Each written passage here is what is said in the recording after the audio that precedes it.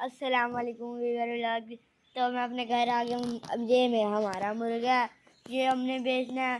آپ نے لینا ہو تو کمنٹ باکس میں ضرور بتائیے گا. یہ میرا بھائی ہے، آپ نے مرغا لینا ہے؟ چلو میرا بھائی بھی کہہ رہا ہے آپ نے مرغا لینا ہے تو کمنٹ باکس میں بتائیے گا. تو یہ اذانیں بھی دیتا ہے. یہ دیکھ سکتے ہیں،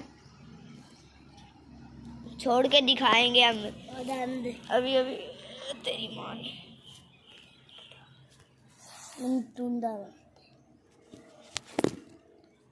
یہ دیکھ سکتے ہیں آپ، اس کے ماشاءاللہ پر بھی بہت پیارے ہیں.